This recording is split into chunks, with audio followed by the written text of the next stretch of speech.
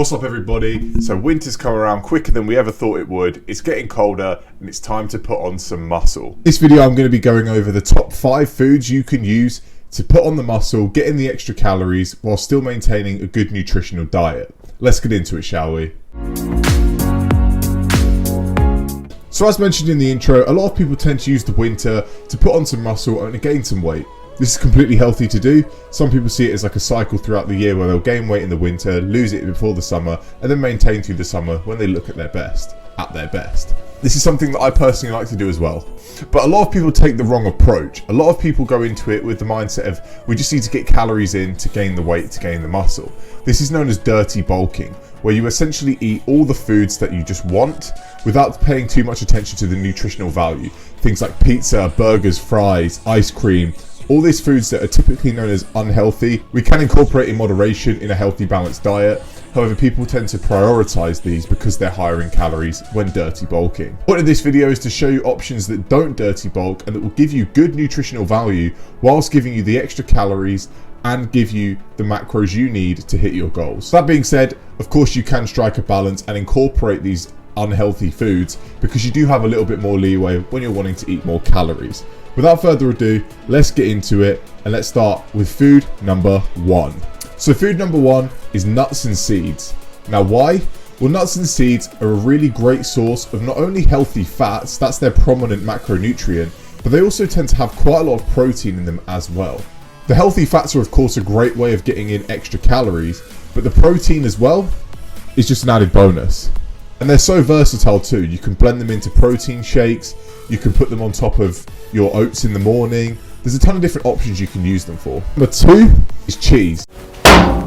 Cheese. The prominent macronutrient, again, in cheese is fats, which a lot of people run away from straight away. However, again, it is very high in protein, higher than you may actually realize. I definitely didn't think there was as much protein as there actually is in cheese. And it's also a great vegetarian option. I know a lot of people who watch these videos aren't, and a lot of people in fitness tend not to be, but it's a great option if you are. Again, it's also super versatile. You can just add it onto things. You can add it in sandwiches, you can add it on top of meals, and it's just a great way of getting in extra calories, extra flavor, and a little bit of extra protein. Win-win. Now, food number 3 is pasta. Pasta, of course, is a staple in bulking, along with rice and potatoes and other starches. But pasta specifically is good because it tends to have quite a good protein content to it. Now, of course, it's not going to be overly high, and it isn't even the main macronutrient, as we know that's carbs, and there's a little bit of fat in there too. But protein is quite prominent in a lot of pasta. Pasta is so widely available, it's so cheap, and of course, it's so versatile. You can use it in a ton of different ways. You can use it with other ingredients in this list to make more sort of bulk-friendly meals and getting a ton of protein without consuming a lot of food that you're overly full and still enjoying your diet. Number 4 is yogurt. Now, yogurt is something that I've included in a lot of recipes before where they're designed for weight loss. However, I would always then use low-calorie, fat-free yogurt. But when you're trying to gain muscle, you obviously need more calories. Just don't go for the fat-free option. Go for the natural yogurt, go for the natural Greek yogurt, and you'll get them extra calories in while still getting all that protein in as well.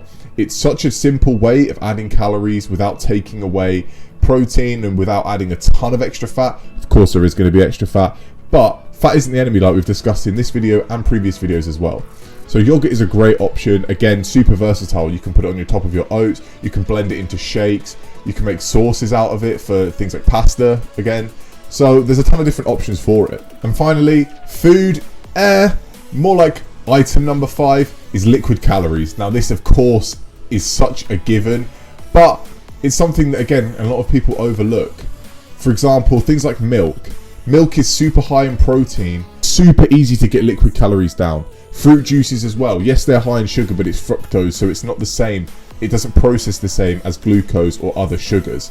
So therefore, liquid calories are probably your best bet, especially if you're a hard gainer, to get in those extra calories, to gain the weight, to gain the muscle. That's my 5 suggestions. I'll probably do another video with 5 more. But drop in the comments your top foods that you like to eat and the ones that you suggest for people trying to gain muscle this winter season. Because with your guys' suggestions, the community grows and everyone learns. As always, thank you so much for watching. Don't forget to like, comment and subscribe. Follow us over on the MacroCrunch Instagram account. It's at MacroCrunch. Down at the bottom, as always, and I'll catch you in the next video. Keep smashing it. Bye.